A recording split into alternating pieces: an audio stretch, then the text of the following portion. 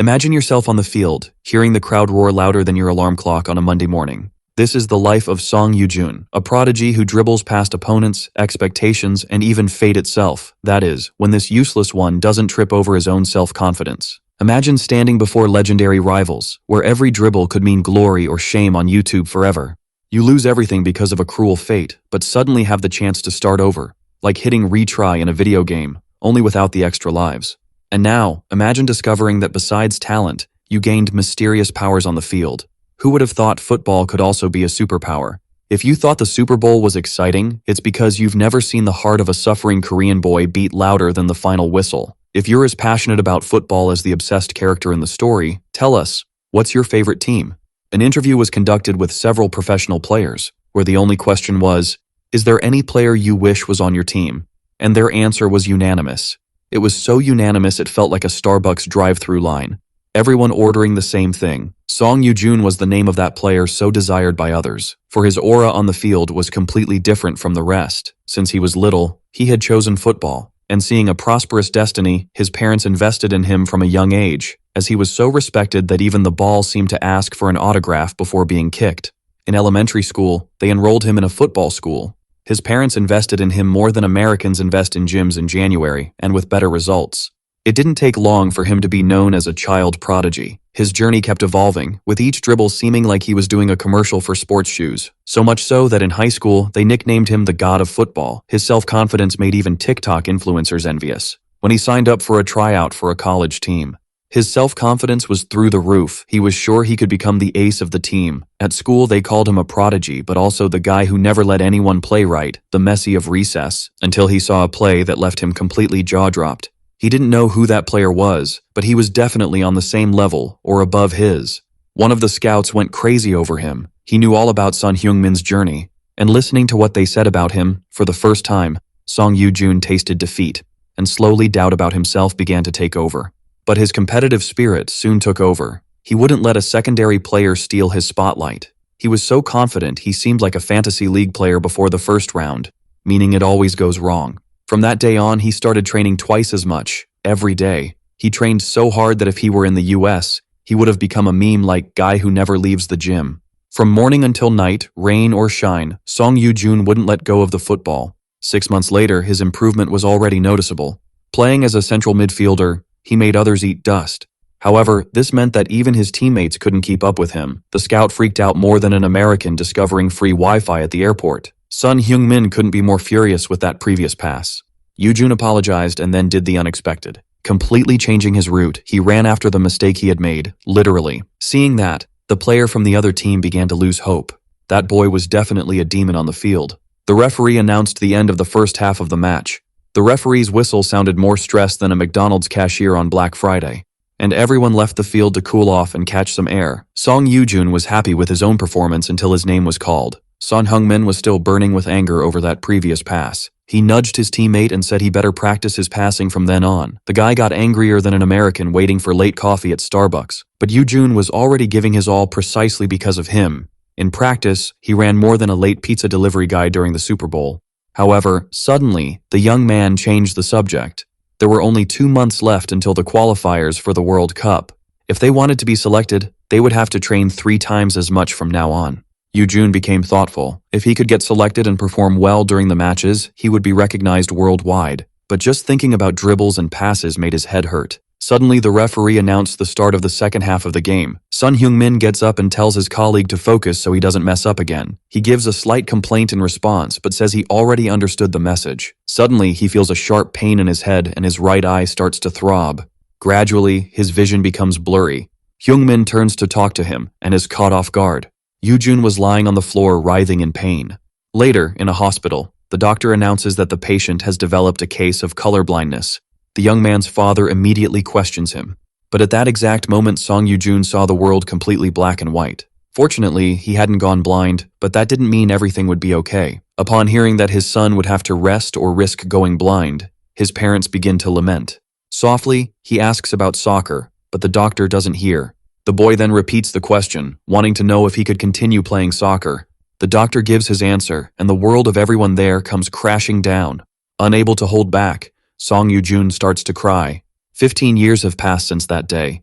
And in a luxurious restaurant, Sun Heung-min complained about his team's new lineup. Thinking about the World Cup made him nervous, like someone about to drive in Los Angeles during rush hour. Accompanying his friend, he jokes that he didn't care about that lineup. After all, he was a general secretary, not a player. Sun Heung-min sighs, unable to believe he had once played with that guy. On TV, a game from a few days ago was being broadcast, and in it, Sun Heung-min was the star. He jokes and says that if he were in his friend's place, he would have scored 5 more goals.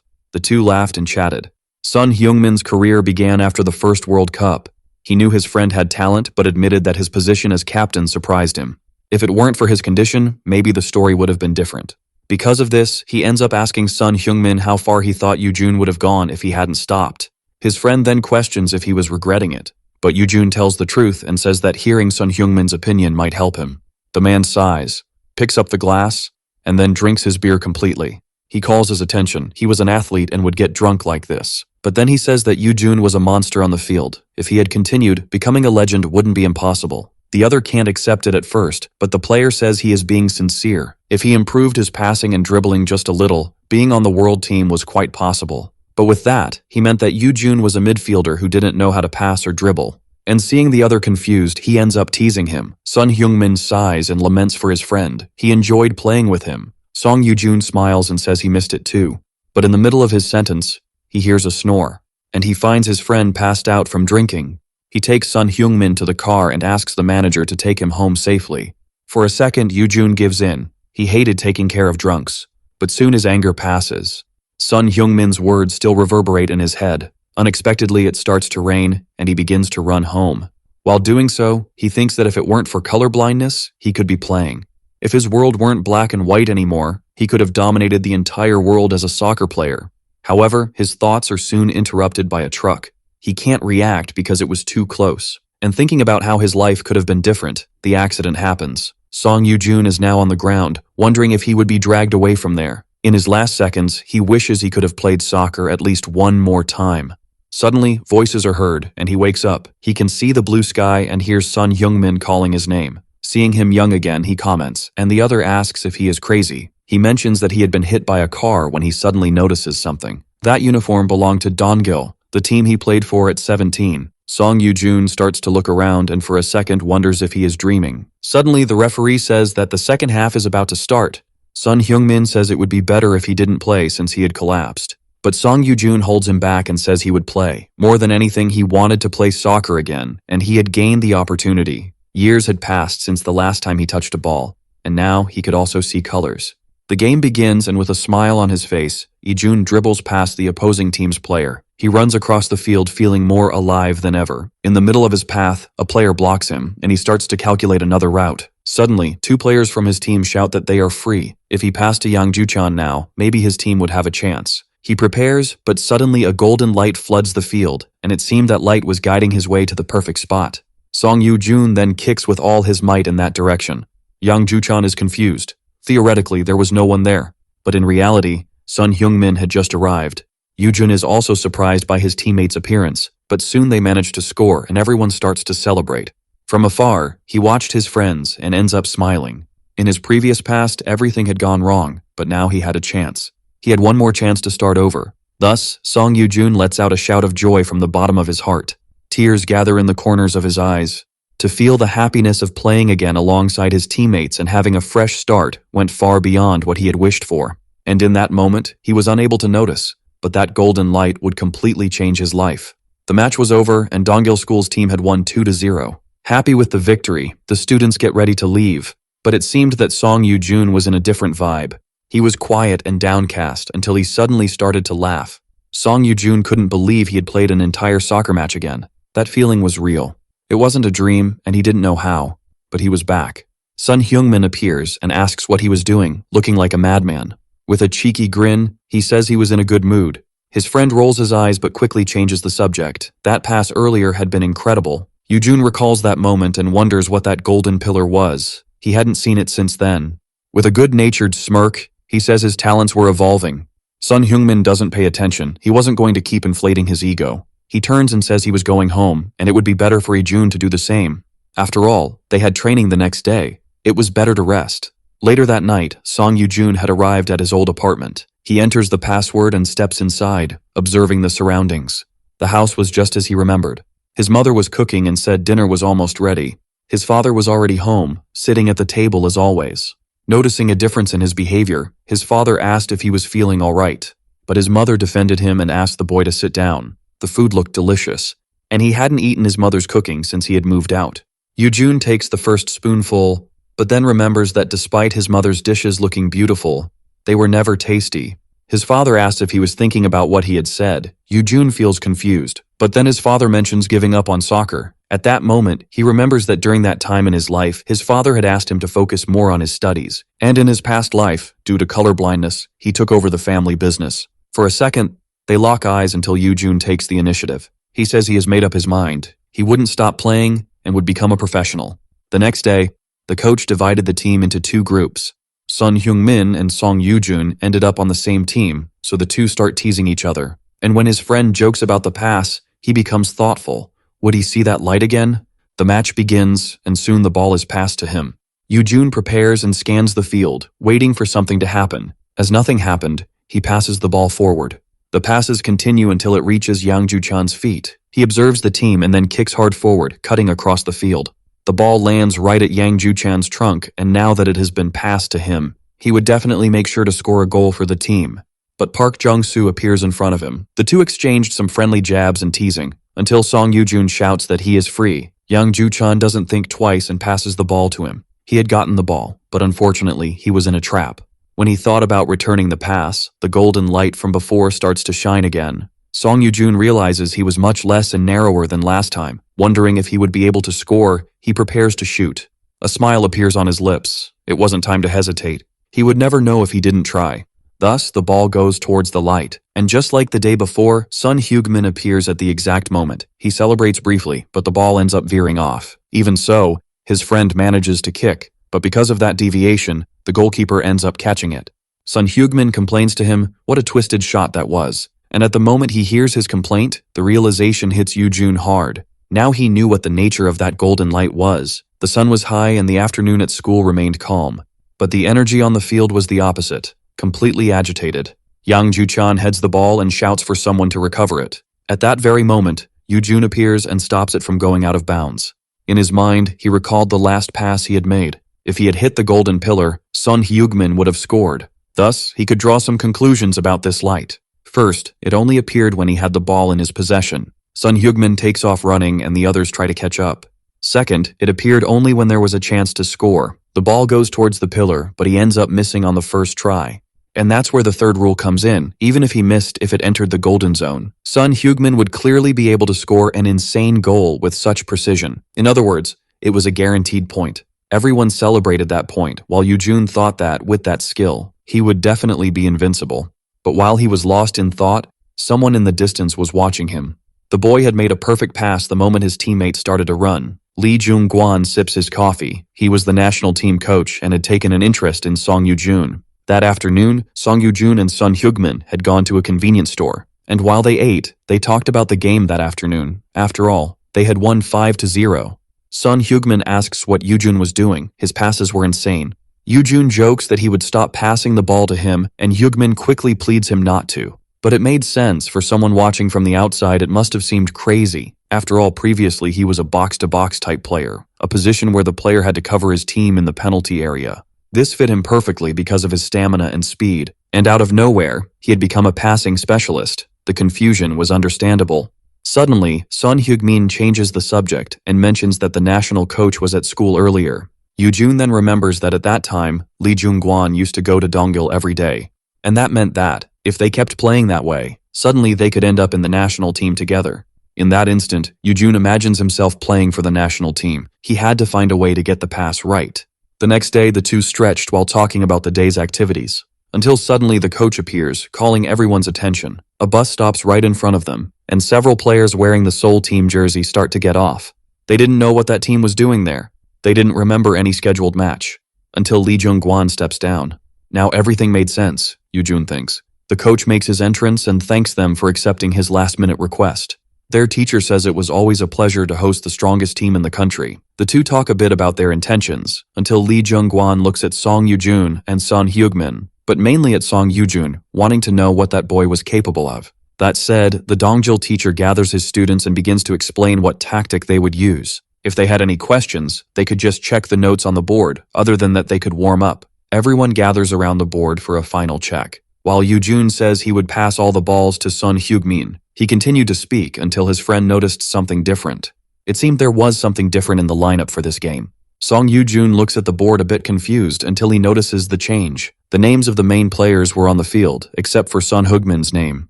At that moment, Yujun thinks they were definitely screwed. Meanwhile, Lee Jungguan was watching him from afar. He wanted to see if the boy could make passes like the day before, without the best player on the field. If he proved his ability, maybe he would have a chance on his team. For some time, a football organization had been founded to search for stars across the country, and several teams participated in this organization, but the Seoul team, led by Lee Jungguan, was on a completely different level than the others. The game had started and Yujun was giving it his all. However, the opposing players were well-versed in dribbles and complex passes.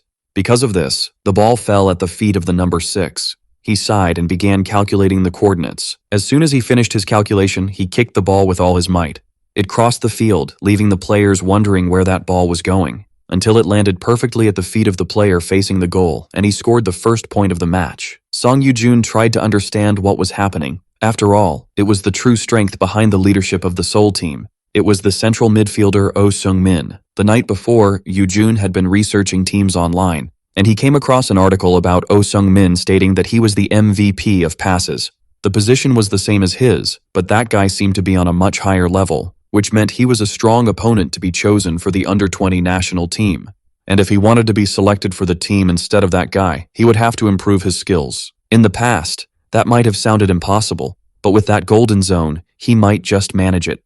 Back to the game, Yujun was trying every way to pass the ball to Gudo Gyung, but every time he did, the guy marking him managed to intercept the ball first. Even so, he persisted, but this only made his friend more and more frustrated. Because of this, his success rate on passes so far had been 0%, meaning he was in trouble. He couldn't see the golden light, and without it, there was no way to make accurate passes. If it continued like this, his dream of joining the under-20 team would go down the drain. Suddenly, he noticed Oh Seung-min right in front of him. The opponent prepared to shoot and dribbled past him. The ball went straight to the number 7. He caught it, prepared himself, and shot. But he ended up hitting the goalpost, which left him frustrated. Seeing that, Yujun thought that if it were Hyungmin in his place, he definitely would have scored. Oh Seung-min was called by Lee Jungguan, and as soon as the boy looked at him, the coach praised his pass. In that instant, Yujun felt threatened. A compliment from Lee Jungguan was quite an achievement. He had to find a way to make a pass even more incredible than that. From the bench, Yang Ju-chan questioned, feeling that the midfield was under too much pressure. Would that game be worth it without him and Hyungmin on the field?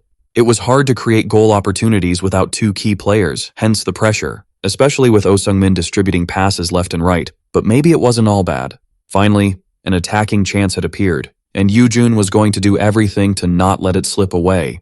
If he could pass to Gu Do-gun, he would catch the coach's attention. Only he was facing a double mark, and the space to shoot was very tight, until one of his teammates caught his attention, and considering their positioning, it was safer to pass to him.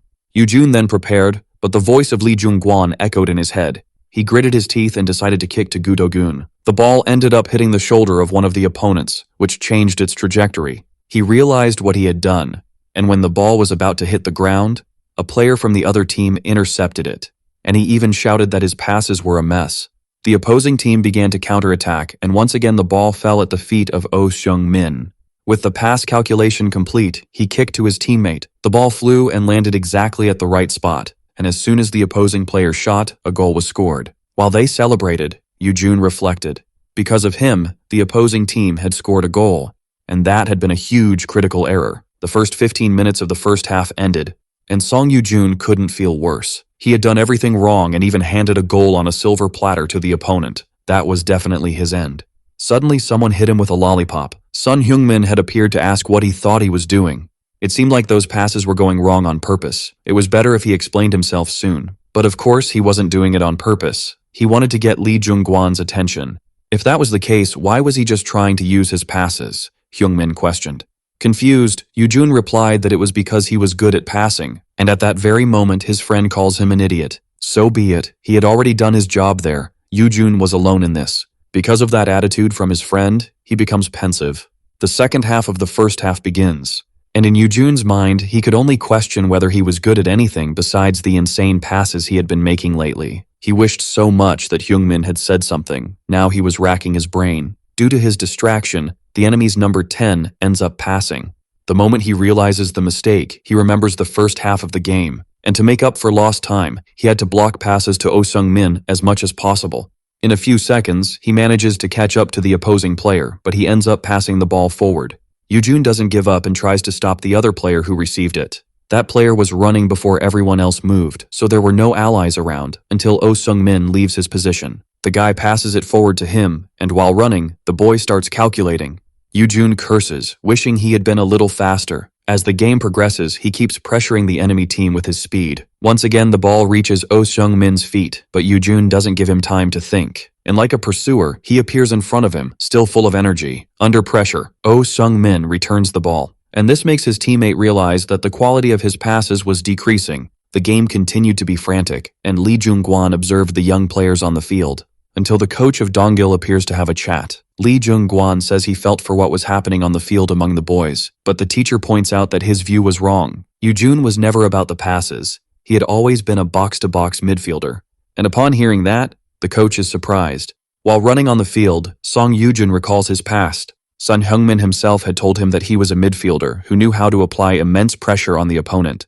He finally manages to get in front of Oh Sung-min, and his thirst for the ball was clear. Even so, the opposing player doesn't yield and prepares to pass. But this time, his kick wasn't so precise, and because of that, it ended up at the foot of one of the Dongil players. Finally, the game had turned, and they had managed to break the rhythm of the Seoul team. Without thinking twice, they start the counterattack, and the boys in the stands cheer for the turnaround. Finally, Yujun had returned to his roots, thinks Sun Hyungmin. The ball comes back to his foot. There were only a few minutes left in the match, and he was completely surrounded. Looking around, he sees himself with no way out, until suddenly that light shines again. And as soon as he recognizes that glow, his adrenaline skyrockets. The golden zone had appeared at the 45 of the second half. And if Sun Hyungmin was on the bench, that meant it worked with other people too. Wondering who would score that goal, Yujun kicks the ball towards the light, and someone comes charging towards the ball. Gudo Gong heads it in and scores a goal. The team starts to celebrate just as the game ends. Watching from afar, Lee Jung-gwan makes his decision on who would be the central player of the under-20 national team. In the afternoon at school, in the football club area, Song Yujun was sitting in the locker room, deep in thought. Earlier, the golden zone had appeared without Sun Hyungmin being on the field. But why had it only appeared in the second half of the game, he wondered. A video was playing on his computer, and he was analyzing his friend's playing style. As he watched the movements, the passes, and then the goals he scored, until a reality hits him, and it dawns on him. Sun Hyungmin was clearly above average. He knew his friend was good, but he had never realized how much. And this made him understand that the golden light appeared when they had a chance to score. Gu Do-gyeong was more of a defender than an attacker, meaning he didn't create many goal opportunities. Unlike Sun Hyungmin, who was always changing his position on the field. In summary, he was the perfect striker to activate goal chances. And that was where the problem lay. Depending on the striker, Yujun would be useless. Suddenly, someone calls his name, and Lee Jung-gwan enters the locker room, asking to have a little chat with the young man. Night had fallen and dinner was served. For the first time, his father was afraid of his mother's cooking. She laughs and says it was a new recipe she had learned in the online course she was taking. But in the middle of the conversation, her father notices Yujun very quiet. His mother comments that the boy had been like that since he returned from school. She then asks if he was being bullied or something like that, but he replies no, quite the opposite. A smile appears on his face, and Song Yujun announces that he has been selected for the under-20 national team. His father is in shock. This meant he would be on TV and everything. Yujun laughs and says it wasn't quite like that, but his father was already super excited for him. He quickly calls his friend to share the good news, and the young man can't believe it. He didn't expect the old man to be so happy. Well, in his past life, the two had suffered a lot when he received the results of the color blindness test. His mother takes his hand and says she is happy for her son. She knew he had worked hard for this. In that instant, tears well up in his eyes. Being able to share this happiness with his parents was truly a dream. This time, he would make sure to bring them pride. The next day, he and Hyugmin were training on the court. He shares that the coach had selected him for the national team, and Hyugmin is happy to hear that. His advice had paid off. Yujun teases that he got in because he was really good, not because of the advice. Hyugmin was about to tease back when they hear two people arguing. Yang Ju-chan and Park Jung-soo were having a heated discussion. He feels confused. He didn't know what was going on between the two, until his partner comments that they were finally breaking the tension.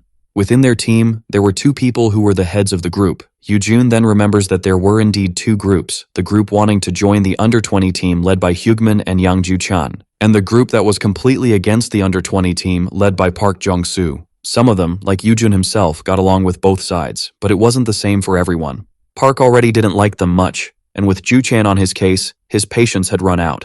Yoo-jun finally understood what was happening between the two, and it made sense. But while looking at them, something caught his attention. A red flame flickered in Park Jung-soo's eyes, then it vanished, and he wondered if it had been his imagination. But what if it wasn't? He questioned whether there was another zone like his golden one. The teacher interrupted the two, wanting to know what was happening there. Seeing that he had arrived, Hyugmin said it was better for them to get back to training soon. Yoo-jun took one last look back just to be sure. That flame had been strange. The two resumed running, and his friend commented that they had training with the national team the next day.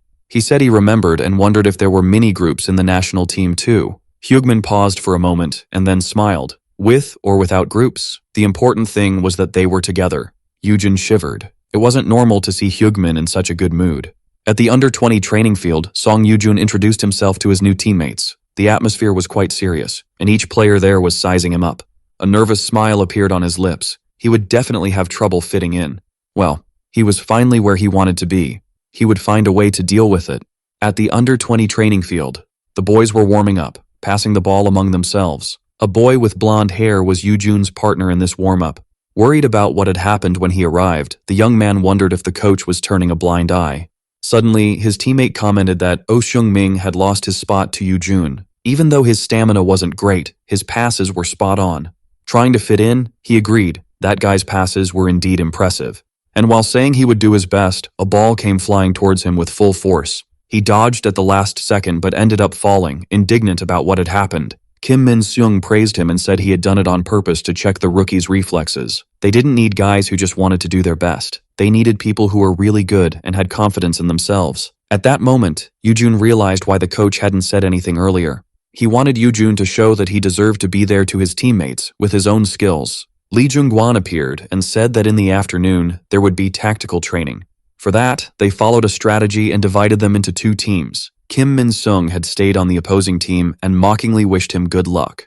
Song Yoo-jun remembered that name from the 2022 championship. Kim Min-seung became known for his speed on the field and his precise defense, skillfully stealing the ball from the opposing team. He had really made a mess in that cup and was ready to break through. Lee Jung-gwan announces that they would start in 5 minutes, so it was better to warm up. That said, he calls Yoo-jun for a quick chat. He goes to the coach, curious to know what it was about, and the man says that in this game he would be a wildcard player. In other words, his position on the field wouldn't be fixed, allowing him to move freely between offense and defense. This meant that the coach wanted him to give his all and was free to do so. Therefore, he wouldn't hold back and would show what he was capable of. But his confidence quickly fades when he sees that everyone was playing for real. They were giving their all to gain ball control for their own teams, and it was at that moment he realized that even though he wanted to show what he could do, no one was passing him the ball. Even being a new player, that was a bit too much. Suddenly Yoo-jun hears someone asking him to get out of the way, and when he turns, he finds two players coming in his direction. It was too late to dodge, so the guy hits him hard and sends him flying. Someone extends a hand to help him. It was Moon Jong-won, apologizing for hitting him. It wasn't his intention. Yoo-jun thanks him for the help, and the other one says goodbye, returning to his position. Sun Hyugmin approaches and asks if he is okay. He says yes, but that wasn't what his friend was talking about. It was about the others not passing the ball to him. If they gave him a chance, they would see how good Yoo-jun was. He wonders if he should talk to them. Well, if Sun Hyugmin talked to them, it would be easier. But just as his friend was about to go, Yoo-jun asks him to wait. But at that moment he couldn't depend on him. He had to do this alone. So he says he doesn't need it. He would find a way to show what he was capable of. He would make them regret not passing the ball to him earlier. It didn't matter if the ball wasn't passed to him, because he alone knew how to chase after it very well. Moon Jong-won is surprised to see that he had moved from defense to offense. With confidence, Yoo-jun says he would steal that one and move forward. But his opponent smiles, and in the blink of an eye, he completely dribbles him. Yoo-jun is surprised by that speed, but he also had it in his favor. Just as he was getting close, Moon Jong-won kicks the ball backward, which leaves the young man completely stunned. In a few seconds, another player appears from the goal line and shoots to the other side of the goal. At the same moment, another forward receives the ball, but when he tries to score, he ends up hitting the post. He couldn't believe he had missed that. It had been so close. While the player was whining, Yujun reflected on what had just happened. The physique, the speed, and the decision-making in passes. Those people were definitely on another level.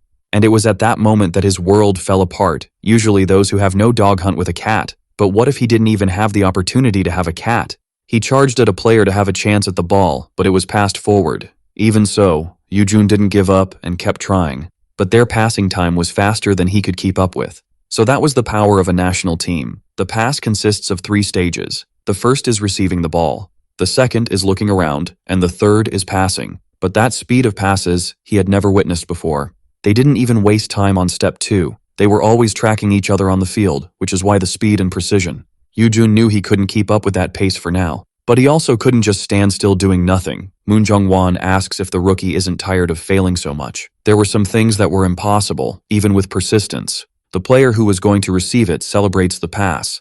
But suddenly, another player in a red shirt intercepts the ball. Lee Jung-seok counters, saying that good patterns often repeated could also be broken. Moon Jung-won is shocked. He didn't expect him to get it. The defense quickly comes up, and Lee Jung-seok surrenders. Since the rookie wanted it so much, it was time to show his skills. The ball will stop at Yujun's feet and he thanks. He would make a point of showing what he was capable of. He runs off and something surprises him along the way. Gradually, several points of golden light begin to appear, meaning his chance of scoring was more than 1. The national team was truly on another level. But there was a problem. They were too far away. He wasn't sure if he could make it, so he decides to get closer. But there was a certain someone who was keeping an eye on him. Like a ghost, Kim Min-sung had appeared right in front of him. Yujun wonders if he could dribble past him, or make the safer choice, which was to pass backward. He then remembers what he had said earlier, and decides to go all out. The two exchange some barbs, as one of them would leave humiliated. As they stare at each other, time seems to stop. Until Yujun dribbles the ball with his foot and tries to pass him on the right. But Kim Min-seung was already expecting that choice and moves in that direction. However, that was a feint. Yujun was really going to the left. He briefly celebrates for having gotten past, but then feels a presence behind him. Kim Min-sung was indeed faster than he expected, and to make matters worse, he didn't know which leg he would use to try to take the ball. Suddenly, a red flame begins to crackle, catching Yujun's attention. There was a red arrow coming from the other player's left leg, pointing at the ball. And gradually, the red light filled the arrow. When it was filled, Kim Min-seung attacked and took control of the ball from Yujun. But unfortunately for him, that hadn't been enough. Yujun connects the dots and understands what that red zone meant. The two continue running until Kim Min-sung comes at him with another attempt, this time with his right leg, and towards Song Yujun. At that moment, he decides to test his theory to see if that zone was really what he thought, and sure enough, the attack came when the arrow filled. Kim Min-sung is surprised. He didn't expect to be read that way. The young man smiles and mocks him.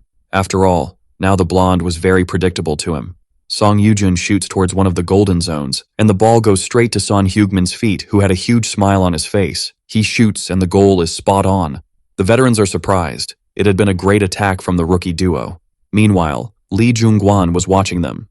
Yujun and Heugmin were managing to hold their own, even among national professionals. He had really made a risky bet on those two, but it was worth it. Someone approaches and calls out Song Yujun's name. As soon as the young man turns, he comes face to face with Kim Min-seung. His eyes burned with determination. That fire in his gaze was the same he had seen in Park Jong-soo that day. What did that mean? He wondered. Was Kim Min-sung looking for a fight? But the determination in his eyes turned into a greeting. He welcomes him and says he liked what Yujun had shown. The young man is confused for a moment, but the other quickly explains that it wasn't easy to get past his defense. He was to be congratulated. A bit awkwardly, Yujun thanks him and his colleague leaves. Out of nowhere, someone sends the ball to Kim Min-sung and asks him to send it back. He smiles in a cheeky way. "I'll make sure to pass the ball to my friend," he says as he kicks, hitting his colleague in the face right after. Yujun asks if he did that on purpose, and Kim Min-sung says yes, and because of that, he didn't recognize that colleague as a player. Yujun's smile freezes on his face. That guy was really out of his mind. Because of the breaking of barriers in the first half, the second was quite smooth. The ball came to him, and whenever he could, Yujun dodged Kim Min-sung, leaving the other completely dumbfounded.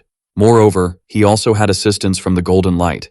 And in that piece, their first training session with the national team came to an end. But what he least expected was to be completely physically defeated. Yujun looks around and notices that the others seem to be fine and is surprised. Sun Hyugmin congratulates him for being recognized right away. It had taken him 2 days. Upon hearing that comment, Yujun stops. Did that mean Sun Hyugmin was admitting his defeat to him? He questions. And his friend tells him to go pick coconuts. But it was too late. Yujun had already etched those words into his soul. It was a relief to know he had done well. The red zone had helped him a lot. Having a preview of which leg he would attack with and at what moment was very unfair. He didn't expect a new zone to appear, but it made sense. The golden light represented opportunity, and the red light meant hostility. Since it had appeared during a ball theft attempt and defense, it made sense. He wonders if there were more colors. Besides that, he had never seen anything like it in his past life. There were still many mysteries to unravel. Yeo Sung-soo was giving commands to the boys, telling them to go faster and faster. As soon as Yujun finished his sequence, he took a few minutes to breathe.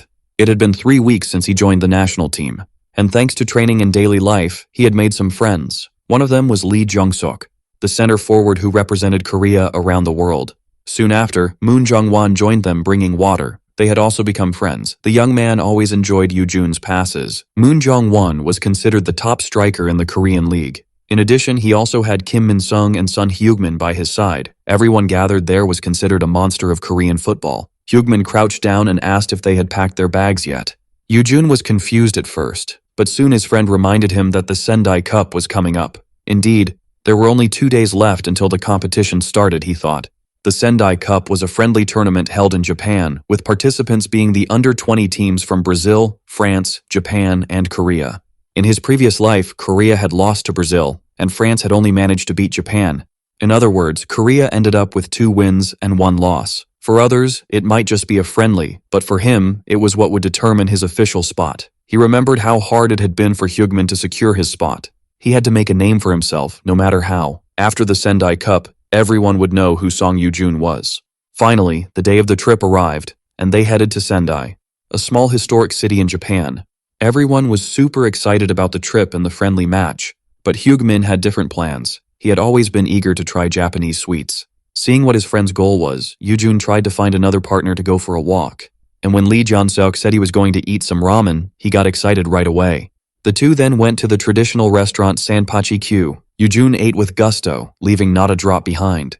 Indeed, Japanese ramen was the best. Yujun remembered that he had forgotten his wallet at the hotel and asked if his friend could pay.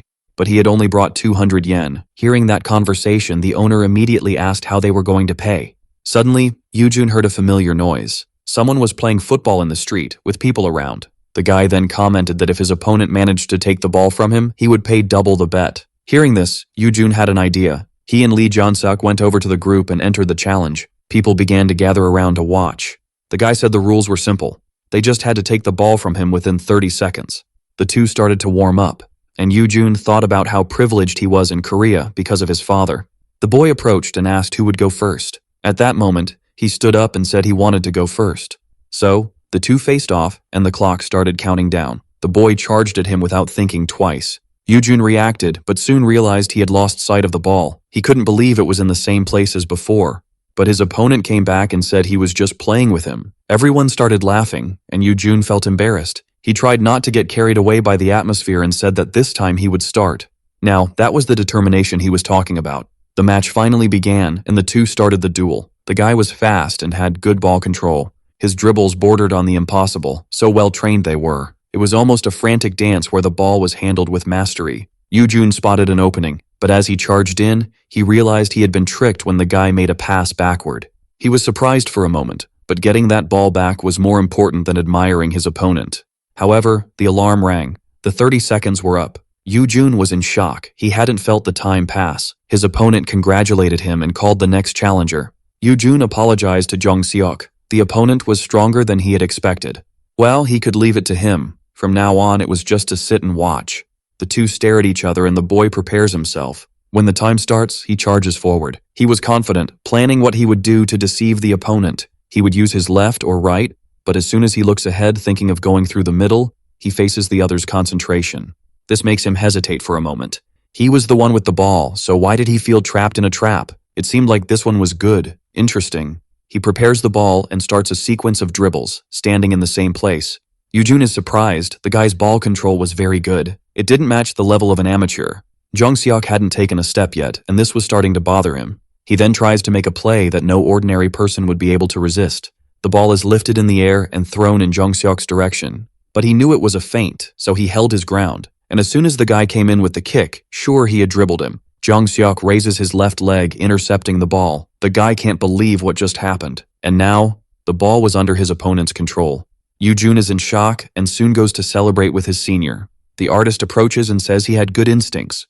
Congratulating him, he hands over the 1,000 yen he had promised. It was exactly the amount they needed for ramen. Both thank him as they had fun, and the artist thanks them too. Soon people start to disperse and they head back to the restaurant. Suddenly someone arrives calling for the boy from before. Nagai approaches and says the coach was going crazy looking for him. He asks when his friend had arrived, and Nagai says at the start of the match. If it was to lose the match like that, it would have been better not to have started at all. The boy smiles and then shows the weights that were on his leg.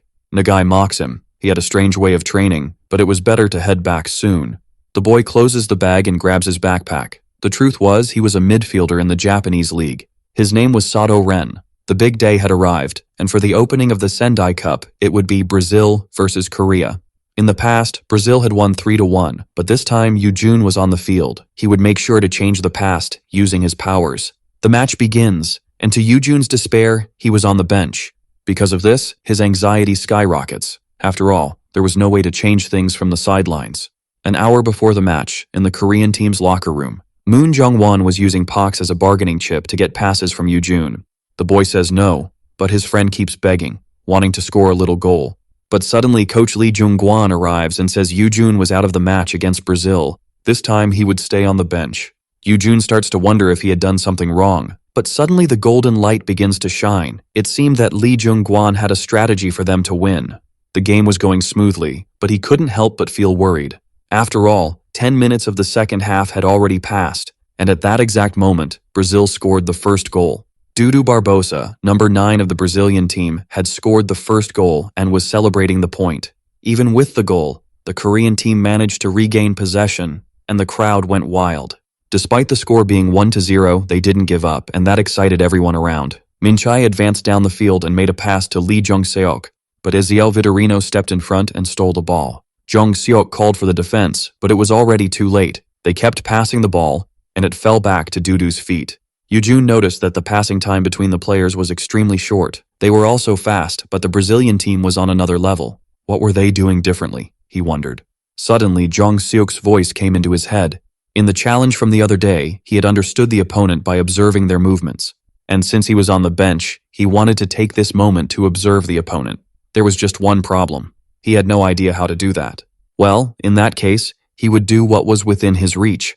Could he see any zones forming from the bench? But while he thought about that, and how they worked, a goal is announced, leaving Lee Jung-gwan worried. It had been another goal from Dudu, through Eziel's pass. Yoojun ends up noticing that the two were always together. Eziel always kept in touch with Dudu in his blind spots, and Dudu managed to pass the ball to him without even looking back. Next came the tic-tac passes, which allowed Dudu to advance through the defense and score the goal. While the team celebrated, Yoojun realized that those two were the stars of the team. Lee Jung-gwan calls his name and he responds. It was time for him to prepare. He was going to make the substitution. Finally, his moment had come. The commentators complained about the match. Brazil was dominating the opponents. But suddenly, a piece of information reached his ears. He began to announce the substitution, but upon seeing that Go Min Chang was coming off, he was surprised. In his place would enter the rookie Song Yoojun. His teammates welcomed him. Better late than never. They better prepare because Yoojun had the stamina to run the entire field. The Brazilian players celebrated the second goal while observing their opponents. Son Heung-min felt that the difference between the two teams was huge. Even so, he tried to motivate the team. But everyone was in a pessimistic mood at that moment. When he thought everything was lost, Son Heung-min heard the substitution announcement. Crazy, the smile began to return to his face. And it could be just one player, but hope had returned to the team. Moon ran with everything and made the pass to Lee Jung-seok. As soon as he got the ball, a player appeared in front of him, but he locked eyes with him and powered past the opponent. He felt the difference. That player didn't appreciate the same game from minutes ago. Jung-seok passed to Yoojun, who managed to catch it without letting the ball be stolen. It was the boy's first time on the field. Let's see how he performs, the commentators said. It seemed that with his entry, things were starting to heat up on the field. Dudu noticed the change in atmosphere. The 17 wasn't just any substitute. In an attempt to pass, the ball ended up being intercepted. It was exactly now that hell would begin. Yujun had to keep up. The ball was sent directly to Dudu, who was on the other half of the field. He noticed that in front of him were two defenders. He could get past them. But suddenly, a sound approached from behind. The new player had somehow caught up to him. Yujun reasoned about that formation. As expected, Ezeal and the number 15 were coming from behind. They had to find a way to stop them before they got closer to the goal. It would be Dudu versus him and Kim Min-seung. They charged forward, and Dudu lifted the ball. Since it went high, Yujun and Min-seung saw a chance to catch it. But as the two approached, their opponent smiled. He grabbed the ball before either of them and sent it back up again. Yujun noticed the dribble but couldn't stop it. Dudu came away with the ball, saying that the 17 had disappointed him. The two chased after him, but that was a waste of time. While he drew attention, his team managed to position themselves. It was time to start the fun. Yujun tried to grab the ball, but Ezeal passed to Vandrik, and it was at that moment he realized the triangle was formed again. Meanwhile, the commentators went wild, wondering who Vandrik would pass to. Ezeal smiled. That combination of theirs could only be stopped if it was anticipated. If the opponent blinked, even for a second, they would send the ball in another direction. Because of this, they named the position the Bermuda Triangle. Ezeal once again kicked straight to Dudu, but just as the ball was arriving, Yujun stepped in front and stole it completely. The Brazilian was slightly shocked. He hadn't expected that. But the Korean had deciphered their way of playing in that position. He had managed to observe that setup while sitting on the bench. And in the end, the ball always ended up at Dudu's feet. He wouldn't be fooled by that movement again. He kicked the ball hard and launched it. Everyone watched, wondering who he was kicking to, until the ball landed at Son Heung-min's feet. Yujun took a breath and told his friend to run. Just as he was instructed, he began heading toward the enemy field. And the Brazilian field was completely undefended. This would be the perfect chance for them to secure a goal. Son Heung-min ran as if his life depended on it, while the commentators went crazy with that twist on the field. He had managed to reach the goal area. Son Heung-min shot, but goalkeeper Ali saved it. Min Seok-jun appeared to grab the rebound but wondered who to pass to, until he heard a voice calling him. Yujun was asking for the ball. Without thinking twice, he passed, and the zone appeared. It was time for them to score a goal. The ball heads towards the light and Son Heung-min smiles. Yujun always made the best passes. When the ball flies towards the goal, it feels like everything starts to move in slow motion. Ali's hands stretch out to try to catch it, but it passes and goes into the goal. The stands and the commentators are left speechless by the comeback the Korean team was making. All because of the 17's entry into the field. Son Heung-min breathes and then celebrates that victory. That had been a phenomenal goal. One of the commentators celebrates, but the other has noticed something. Despite Son Heung-min being in a good position, it was Song Yujun who created the goal opportunity. It seemed that this duo of Koreans was still going to make waves. Off the field, the Brazilian team's coach, Getulio, was watching them. He couldn't let them ruin his sure win. Maybe it was time to bring Gonçalves onto the field. The match resumes. Son Heung-min was more excited than ever before. Even so, despite his attempts, Brazil continued to pass the ball forward. Yujun curses. It seemed they were just trying to waste time, passing the ball back and forth. After all, there were 10 minutes left in the game. He grits his teeth and charges after the ball. As soon as it is passed, Yujun turns and goes after it again. Another one is passed forward. From afar, Dudu observes the determination of the opponent. He didn't want to win with a strategy like that. Moreover, he hadn't even managed to get revenge for the earlier ball theft. While he was thinking, he hears a series of shouts coming from the stands, followed by the commentator's announcement. Song Yujun had managed to steal the ball. He celebrates, confident in his stamina. At that moment, Brazil's defense begins to retreat. Ezeal calls for the block and everyone starts moving towards Yujun, but he was able to see everything through the hostile zone. He dribbles past the two, surprising them. And when the golden light appears, he shoots in its direction. Unfortunately, this time his shot didn't reach the light, which was a problem as it made scoring difficult. Moon Jung-won manages to catch the ball, and the goalkeeper moves towards it. Yujun knew that ball would be blocked, so he had to think of a way to react. He observes the field and starts to think about the speed of the ball and the opponents around him. Considering everything, the ball would probably stop at the corner on the right side. But even hitting the side, the ball was too high and would end up going out. There were also only a few minutes for the rebound. In that case, there was only one thing he could do. Yujun gains momentum and performs a bicycle kick. He needed to kick the ball, no matter how. It flies back into the goal area, giving them a second chance. Both coaches watched that change of pace in the game. The fans were already pulling their hair out from so much anxiety. When the ball enters the goal, a second of silence occurs, until the commentator lets out an incredible from the bottom of his throat, and everyone goes wild. Song Yoo-jun had made the difference on the field, but the only thing he could think of now was his past. The sadness upon receiving the result of his color blindness, contrasting with now. He pounds his chest and starts shouting. All his friends also congratulated him. That attack had been beautiful to watch. Yoo-jun stands up now confident, wanting to score another goal. One more goal and they could beat the top team in the under-20. While the Koreans celebrated, the Brazilians gathered. They were puzzled by that turnaround. The Korean team had never been offensive like that. Dudu approaches asking what they were thinking. Who was on the field was Brazil. Football runs through our veins. They shouldn't be scared of an outlier player. That wasn't their style. As long as the ball was in play, they would keep chasing it. They had managed to destabilize them. Fine. Now it was time to retaliate. Slowly, confidence began to return to the team. Now, those were the faces he knew. It was time to show them what the best in the world was capable of. There were 5 minutes left in the game. Brazil had regained possession of the ball. This game was literally heating up. Both teams refused to give up. When Yoo-jun sees the ball going to Vandrick, concern hits him. No one there was planning to lose. He passes and the ball again ends up with Ezeal, even commanding the block. The Bermuda Triangle had already begun. The Koreans tried to keep up, but the passes were too short, precise, and quick. The ball returns to Dudu and he advances. Vendrick calls him and makes the signal. He realizes that the area was clear. If he could send it there, it would be a chance for a goal. But suddenly, Yoo-jun appears right in front of him. Dudu stares at him, finally having caught up. He knew the right thing was to pass to Vendrick and secure the goal. But he also knew the risks that could come from that. So he wasn't going to accept being defeated that way. Dudu heads towards Yoo-jun. But the Korean knew that if he let the Brazilian pass, they would lose. The world slowed down. He observed every movement of his opponent. Dudu crouches as if to cut through the middle, and Yoo-jun prepares.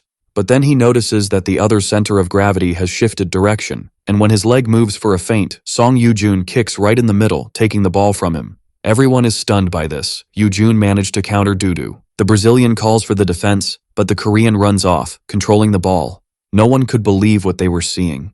He had managed to steal the ball in the final minute. Would the Korean team be able to score another goal? This was Korea's last attacking chance. Dudu tells them to block, no matter the method. And 3 players rush towards Yoo-jun. Now he was completely surrounded. It didn't matter where he looked. And the golden zone wasn't appearing either. The number 3 jersey manages to get in front of him. Yoo-jun thinks quickly and dodges. Even without an opportunity appearing, he would keep possession. He couldn't lose this chance no matter what. To the other players, Yoo-jun was contradictory. His dribbles weren't great, but he knew the timing. It was as if he could predict their movements. Suddenly, the golden light shines. The opportunity had arrived. He kicks the ball, piercing through the entire Brazilian defense. And from the back, Lee Jong-seok comes charging in, ready to score that goal. He kicks with all his strength. Once again, the tension rises, and silence takes over the stadium. The ball goes towards the goal and enters at the last second. Everyone goes wild. For the first time, Korea had managed to defeat Brazil 3-2. From afar, Yoo-jun watched his friends celebrating. He couldn't believe they had managed to defeat Brazil. He had achieved 2 assists and 1 goal in his first game for the national team. His life as a player had definitely started now. Lee Jung-gwan was stunned. 20 minutes of Yoo-jun on the field was all it took for him to turn the game around. The clock kept ticking as he thought he was definitely witnessing the birth of a star. Song Yoo-jun had a bright future waiting for him. He just needed to know how to polish it. At the Korean team's hotel, dinner had just been served. Lee Jung-gwan tells everyone to eat well, and the boys thank him. Moon was crazy about the roasted chicken. He loved meat. Meanwhile, Sun Hyugmin was shoving one lollipop after another into his mouth. Watching that chaos, the coach regretted a bit what he had said earlier. Suddenly something catches his attention, and he asks Moon where Yoo-jun was. And the young man says that his roommate said he was tired and would go to sleep. In the room, he was tossing and turning in bed. With all that adrenaline, he couldn't fall asleep. It was understandable. Even though it was a friendly match, they had beaten a big team. Moreover, some incidents had also occurred post-match, when they were leaving the field. Song Yoo-jun was approached by Jung Seop, a reporter from the KBC Sports Channel. He asks for an interview and Yoo-jun agrees, but since it was his first, he was very nervous, hoping he hadn't said anything stupid. Dudu had also appeared asking to swap jerseys with him. Yoo-jun was surprised. He hadn't expected that. Because of his reaction, Dudu thought he didn't want to, but the boy quickly corrected himself. He hadn't expected that the future star of Brazil would want to swap jerseys with him.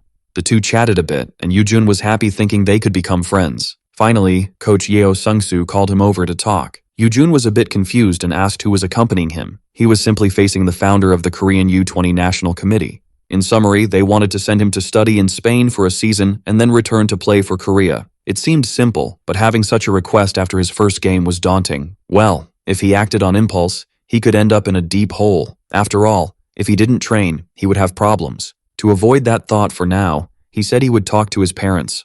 All of this happened just 3 hours after the match, so he was exhausted. When he finally decided he would fall asleep for good, someone entered his room. Coach Lee Jung-gwan had come looking for him.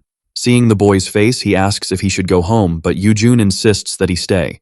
The coach sits on the bed, and the young man asks if everything is okay. He starts to say that it was nothing serious, but he wanted to know if Yoo-jun aimed to become a professional player.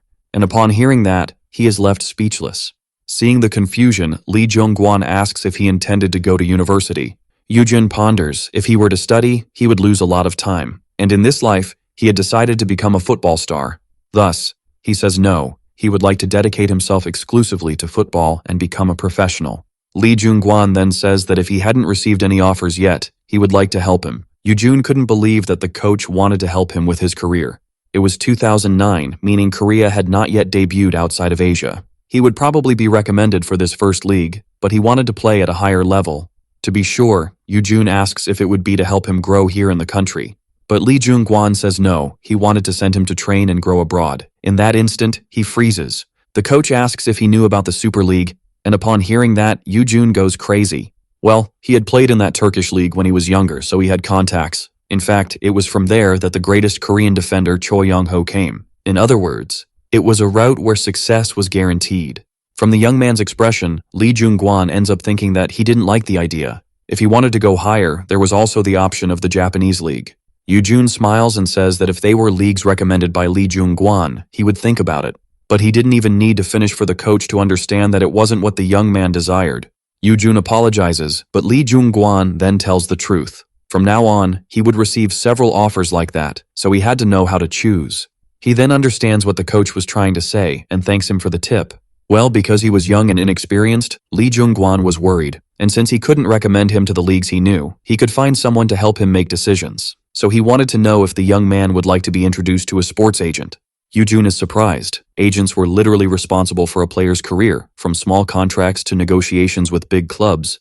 Because of the depth of the work, he couldn't hire just anyone. Having someone recommended was the best choice. So excited, he says yes. But Lee Jung-gwan looked a bit sad. He really wanted him to go to the leagues. From his wallet, he takes out a small card and hands it to the young man. That was the contact for agent Kim Ji-ho. Yoo-jun is happy. He liked that name. When they returned to Korea, Lee Jung-gwan would introduce him personally. Thus, he would leave now and let the young man rest. But as soon as he opens the door, Moon barges in and accidentally hits the coach. The big guy is confused at first by the strange sound, and when Lee Jung-gwan steps out from behind the door, he gives the kid a smack. Soon after, he leaves and tells the two to behave.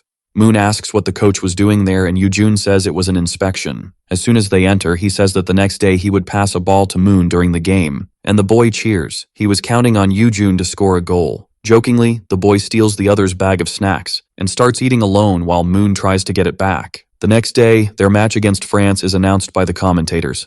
The French team's lineup was a hexagonal formation with precise players, while the Korean lineup came with a new proposal after the game against Brazil. Everything explained, both teams start to enter the field. Yoo-jun finds that noise strange. It hadn't been like that the day before. Well, defeating Brazil had been quite an achievement.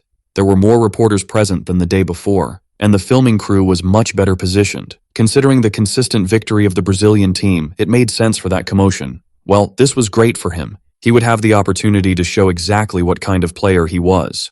Kevin and Anthony were coming on the attack. The connection of passes between the players was quite consistent. Yoo-jun ran towards them but felt something different. Something about the timing of the French passes was bothering him, until he steps in and takes the ball. Compared to Brazil, they were very slow. Two zones emerge, one larger and another slightly smaller. With that, Yoo-jun looks around and notices that Son Heung-min was near one zone and Moon Jong-won near the other. The widest should be Son Heung-min's, so if he moved to the narrowest one, he shouts to Moon Jong-won and his teammate scores a goal. Yoo-jun celebrates, but then he notices something was wrong. The one who had scored the first goal was Son Heung-min.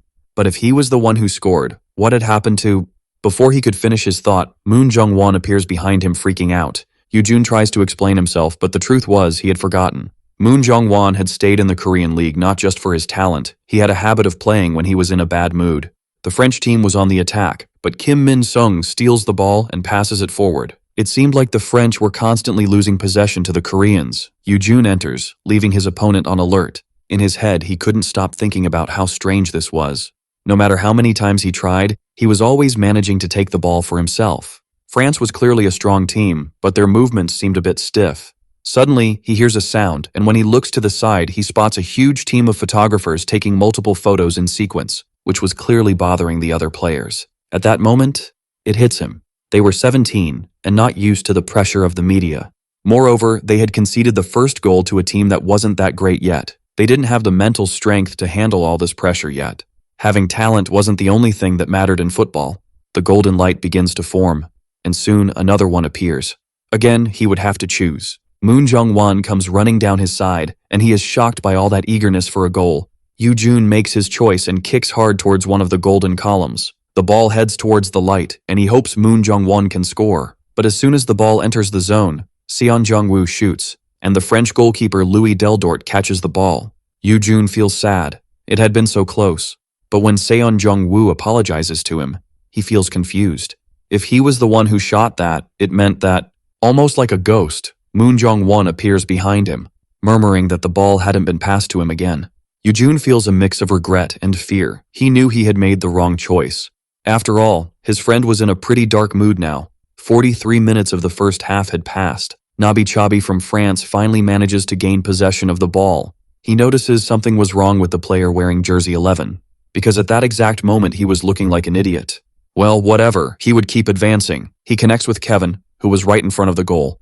This confuses the number 2 about whom to mark. He advances towards the player who was closer, but this opens up space for Kevin to pass the ball back to Nabi. He kicks hard towards Pierin, who was on the other side of the goal, and with a header, he manages to score the point. They celebrate, and with that, the match is tied. Yoo-jun realizes that they were probably getting used to the pressure. If it continued like this, it would become increasingly difficult for them to score a goal. The first half ends, and the players leave the field to rest a bit. Yoo-jun was in a frenzy because thanks to him, Moon Jung-won was acting like an idiot. He wonders if he should ask the coach to substitute him. But thinking it over, maybe it wasn't a good idea. No one had discovered this bad habit of Moon Jung-won yet. They just thought he was an inconsistent player. If he asked for the substitution, it could cause a problem. If he ignored his teammate, he would throw the game, and if he let him be, Nabi would continue creating goal opportunities. There was no other way out. In the second half of the game, he had to find a way for that idiot to score a goal. Thus, the second part begins. Yoo-jun was reasoning through his strategies when a player comes at him. He dodges, but realizes they were much more aggressive than before. From afar, Pierre shouts loudly to motivate the team, and the fire of desire for victory spreads among his allies. It seemed that the goal at the end of the first half had given them a boost. Yoo-jun was really in trouble because France was now determined to show their power. Shadi was super excited, and as soon as he receives the ball, he heads it and passes it to Kevin. Seeing that his teammate had received it, he doesn't waste time and keeps running. Despite being slower, France also knew how to do the Bermuda Triangle, and as the ball rotates, it comes back to Shadi, who was now well penetrated into the enemy's field. Without thinking twice, he passes to Pierre, who was face-to-face with the goal. But as soon as he tries to score, he is blocked by Cha Sung-min. The performance of the French team was clearly different from the first half. Could Korea keep up psychologically? The commentator says. Yoo-jun realizes that this time it was his team that was shaken. And to change that, somehow he had to make Moon Jung-won score. Suddenly, a hand touches his shoulder. Lee Jun-seok asks if he was trying to set up a goal for Moon. He says he noticed that his teammate was sulking and that's why he was acting like a fool. Commenting on a few more things he had noticed, the situation became quite obvious. Yoo-jun is surprised, as his colleague's observational skills were truly sharp. And it was at that moment that an idea came to his mind. He already knew what to do for Moon Jung-won to score a goal. The competition continued at full steam, and Song Yoo-jun advanced on the field. He wanted to find a way to enhance his observation, even if it was through force. So he took the moment to read the opponent in front of him. His center of balance had shifted. Now he had to know which way he would go. Calmly, he focused more and more, assessing the posture and habits of the boy. And finally, an image formed in front of him, showing which way he would go. With that, Yoo-jun managed to steal the ball. It was time to use this to his advantage. He always anticipated the movements of his opponents on the field. But to turn the game around, he needed to observe his teammates as well. If Min Seok-jun was on the left, he could simulate when he might make a pass to him. And based on what he was seeing, he made his decision, deciding to send the ball to the side of Soon Jong-gu. Seeing that everything had gone according to his prediction, Yujun felt happy. Unfortunately, the pass ended up not connecting, and the ball went to a corner. The referee blows the whistle for a counterattack from France. Yujun felt somewhat frustrated. It seemed his reading wasn't very good yet, but now he could understand better how to read the flow of the game. Lee Jun-sok was on the offensive, marking Shady. With that, he forced him to pass to Kevin. The number 3 realized it would now be a one-on-one, so he made sure to mark Kevin with everything he had. But he wasn't the only one with a plan there. Kevin smiled and then passed the ball. It was a feint. His teammate caught it and mocked, unable to believe the Korean had fallen for the trap. But while he was speaking, Kim Min-sung passed by him and took the ball away, leaving the other surprised and with half-spoken words. Kim Min-sung smiled, loving to silence others with his talent. He kicked the ball, sending it to the left side of the field. It was a risky play, as if they didn't catch that ball, France could counterattack. Determined, Min Seok-jun jumped and sent the ball to the middle, right where Song Yoo-jun was. They had a great chance now, and because of that, 3 zones appeared on the field. Yoo-jun tried to read the situation. He had to hit the zone of Moon Jong-won. He observed everyone's positions. This time the largest zone was Sun Hyugmin's, as he wasn't being marked, which left him with 2 zones to choose from. One belonged to Sun Jong, and the other to Moon Jong-won. He tried to predict the movement that both would possibly make, and then he kicked to the zone he thought was the right one. A few days earlier, on the training field, Sun Hyugmin had possession of the ball and saw an opening. He passed to Moon Jong-won, but when he tried to catch it, he accidentally sent the ball the other way. That day, Yoo-jun thought about avoiding passing to Moon Jong-won, but at the decisive moment he was in now, he needed to pass to him. The ball headed towards the golden zone, and Yoo-jun cheered for his friend. He checked if everything was going well, and Moon Jong-won understood his command. As soon as the ball landed, he kicked it with all his might towards the goal. It seemed like the ball was going to hit the crossbar, but at the last moment, it began to spin and curved into the goal. Hearing the crowd's euphoria, the French team became concerned, and as Moon Jong-won began to understand what had just happened, slowly he returned to normal, until the realization hit him completely. The boy celebrated wholeheartedly. Now it was 2-1 because of him. When the tension passed, Yoo-jun's legs finally gave way. Thank God everything had gone right. Someone extended a hand to help him up. It was Moon Jong-won. With a smile from ear to ear, he was back. Yoo-jun looks at him relieved and then smiles. Thanks to his friend, he was able to learn more about himself on the field. The game continued and France was applying pressure. Shadi was trying not to get carried away by that score, but suddenly he hears a voice coming from behind. Moon Jong-won was thirsty for the ball and passes in front of him. Shadi is confused, as not long ago that number 11 was a nobody, but he wasn't going to let that slip by. He tries to regain possession of the ball, but the brute strength of number 11 was greater than he expected. Shadi reflects on the goal from earlier. Maybe that had made a difference in his posture. For some reason, he wasn't able to dominate him. The horn marking the end of the match sounds, he had won. And Yoo-jun smiles at the news, now they just needed one more match. And they would be the champions of the Sendai Cup that year. In the late afternoon, they headed to their bus to return to the hotel. Yoo-jun was extremely exhausted. He wanted to rest badly. Suddenly, several flashes appear. The fence was filled with reporters. Everyone was eager for an interview with him. But after just 2 matches, he didn't think he would attract attention like this. With a tense smile, he wonders which reporter he should respond to first. Suddenly, one from KBC introduces himself. His name was Kwon Jung-seop. Right away, Yoo-jun remembers he was the same guy who had appeared after the match against Brazil. He then decides to talk to that reporter, but it had to be quick as the bus was waiting. His next game would be against Japan. He wanted to know if he had expectations of victory. He then remembers that in the past, even without his presence, Korea had managed to beat Japan 2-0, but now the story was different and he already had a vision of gold. Thus, he smiles and takes the microphone to say that yes, he was confident they would win.